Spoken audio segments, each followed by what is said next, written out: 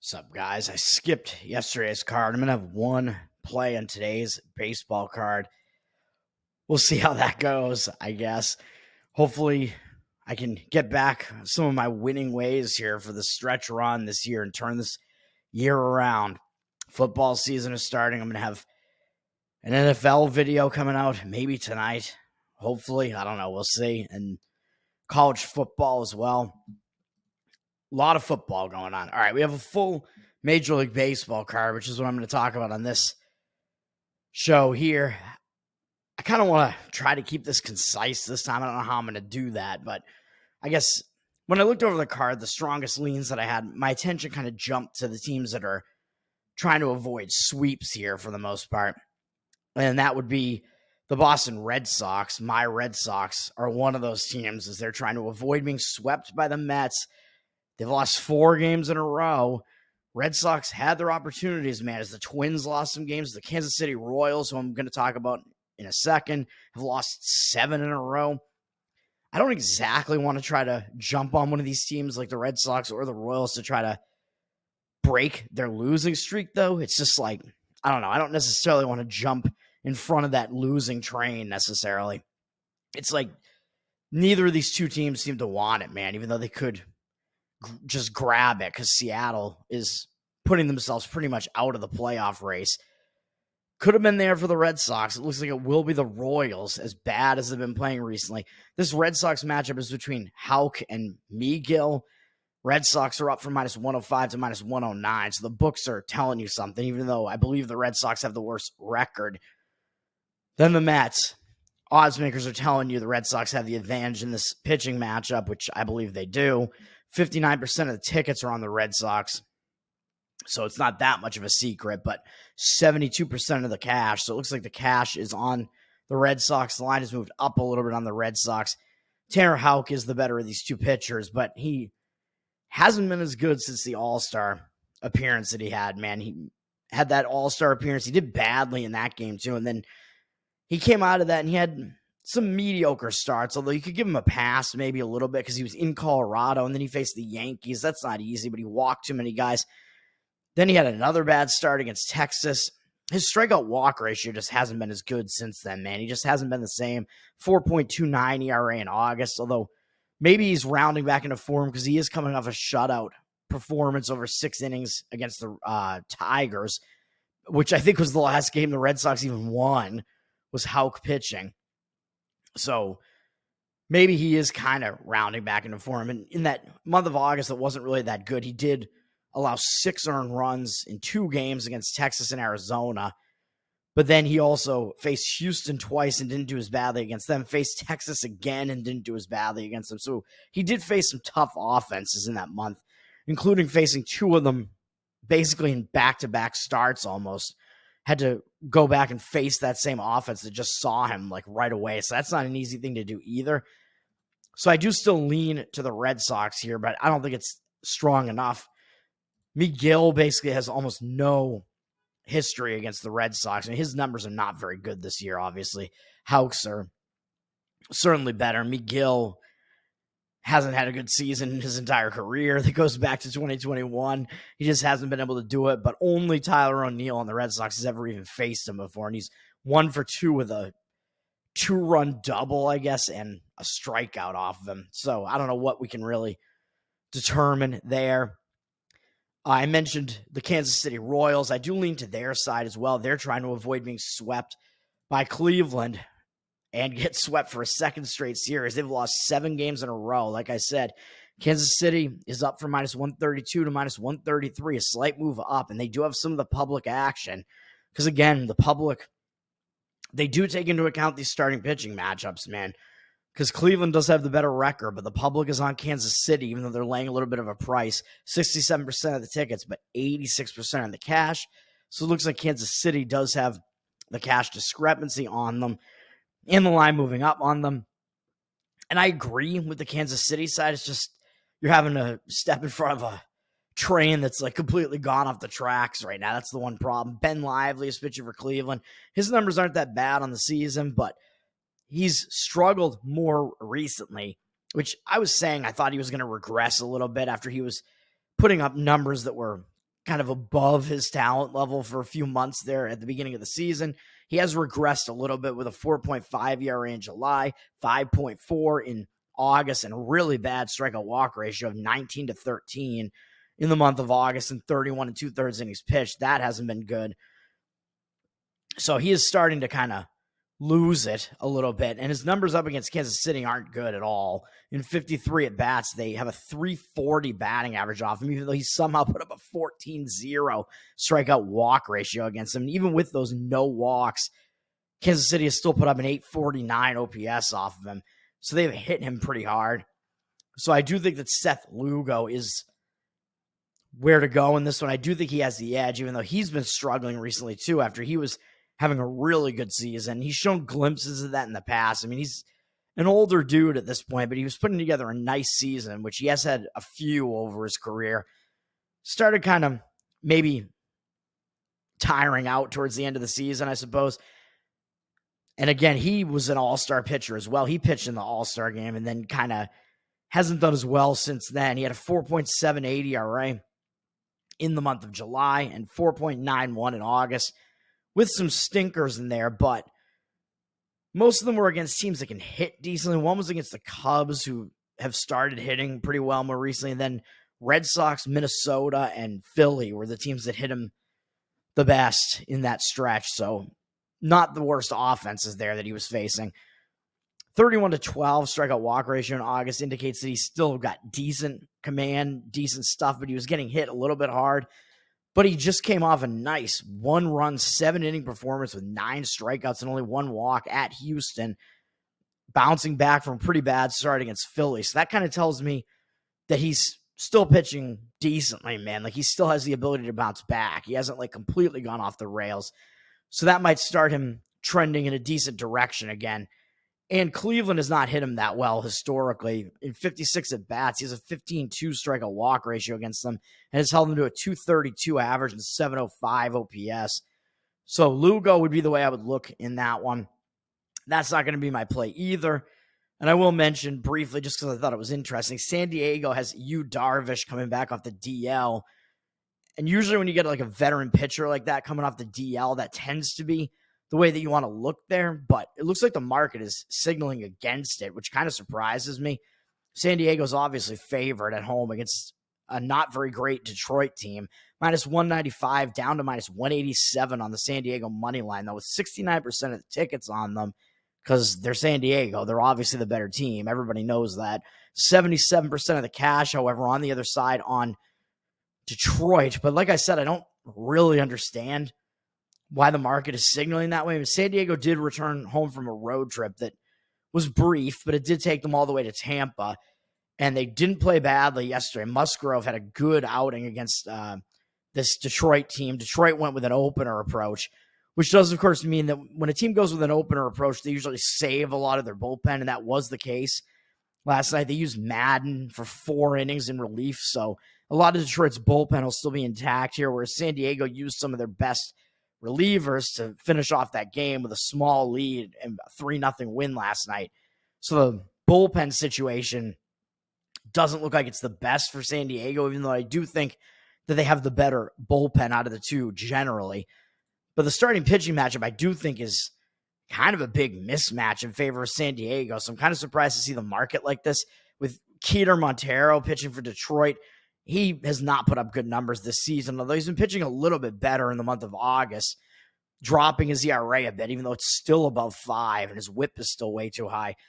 3.82 ERA in August, but a 27-13 strikeout walk ratio doesn't impress me that much. And 5-3 in the most recent game against a pretty weak Anaheim lineup, and he only went 5 innings and a bunch of starts in a row, including against that Anaheim team, against the White Sox. He had the Giants in there, facing some fairly weak offenses for the most part, except he did hold the Yankees scoreless somehow in 5 innings. But besides that, he faced some weak offenses, and he did kind of mediocre in those. I think at best, he's just kind of a mediocre pitcher. But San Diego has never seen him before because he is a young guy. So it is possible he's going to start figuring some stuff out and turning this around. He may actually have decent stuff, although I'm not really so sure about that. But maybe that's why the cash seems to be coming in on Detroit, because I don't know, because Yu Darvish I mean, obviously we know who he is, even though he's up there in age. His career stats have still not suffered very much from being an older dude. It helps that he's in a pitching park in San Diego, which is where tonight's game is too. Before he got injured this season, he was putting up another pretty decent season. Good strikeout walk ratio, 53-15, 3.2 ERA, 1.07 whip. So he was dealing it, man. He was pitching well.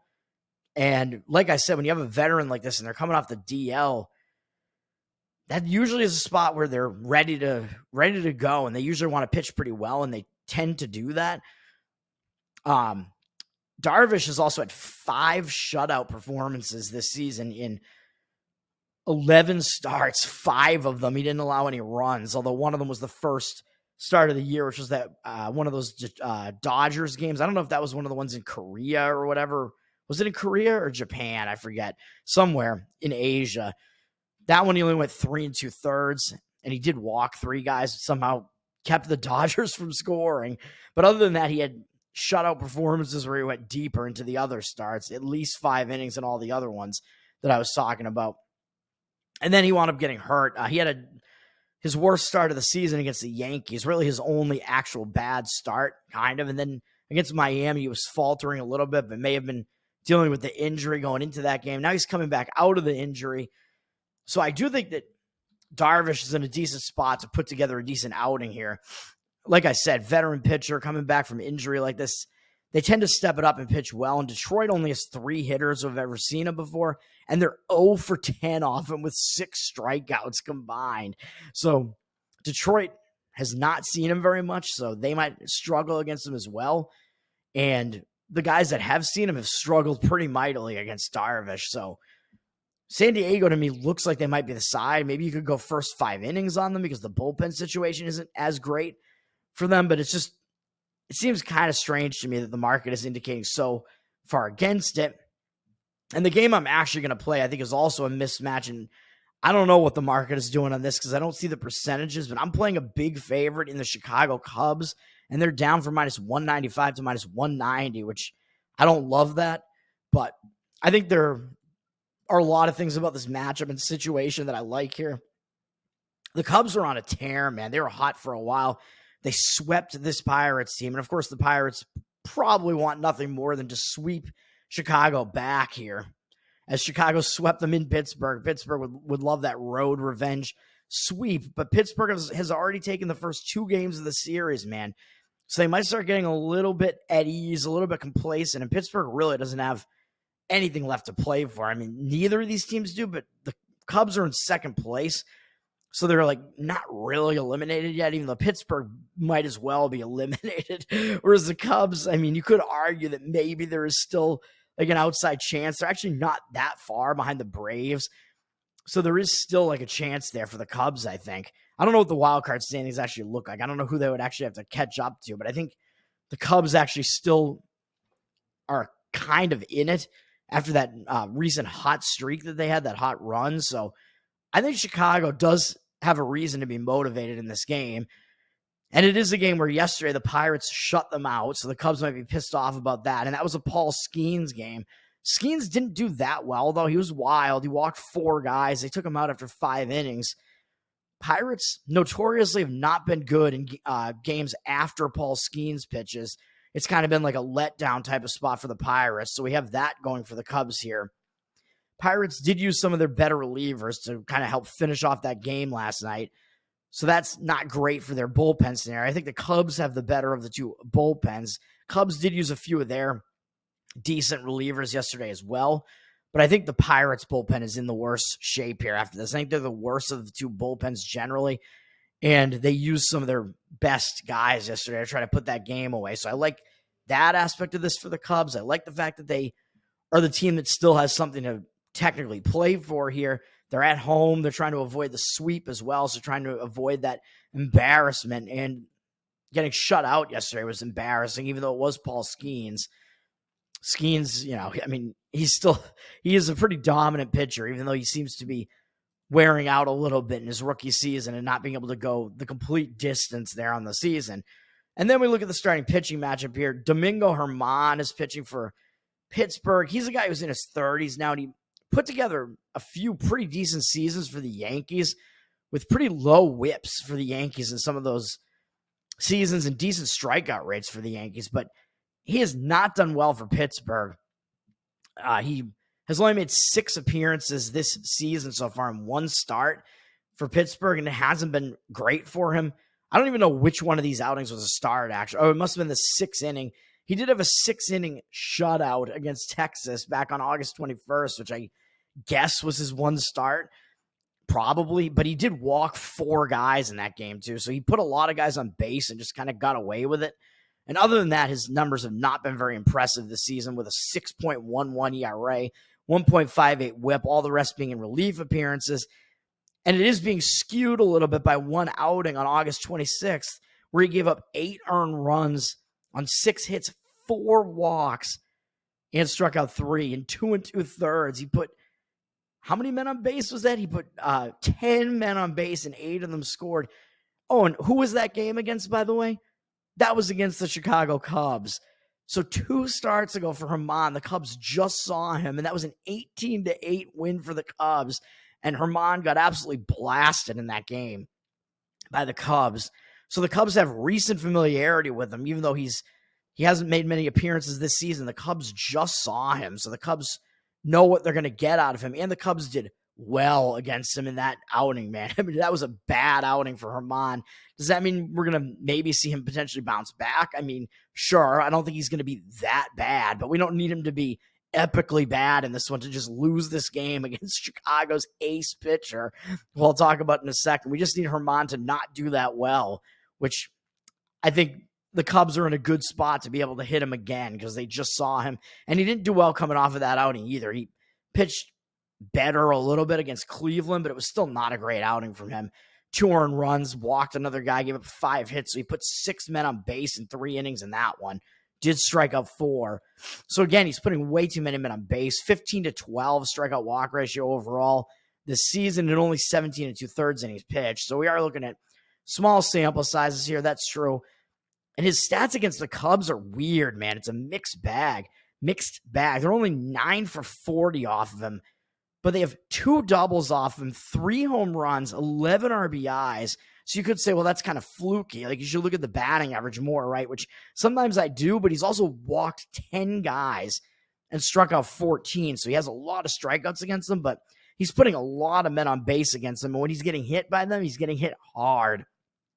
And that is a lot of walks to have allowed against them. So even though he's held the Cubs hitters to a 225 batting average and 40 at-bats, they have an 880 OPS off him because of all the extra base hits and all the walks. So that OPS is pretty high, and it's ridiculously high considering how low that batting average is against him. So I think Herman is at a disadvantage here. I mean, when you're facing Shota Imanaga, I mean, not many pitchers are going to have the edge in the starting pitching matchup over that guy, all right? He's putting together a really excellent rookie season, as I've mentioned many times on this show. 148-23 strikeout walk ratio on the season.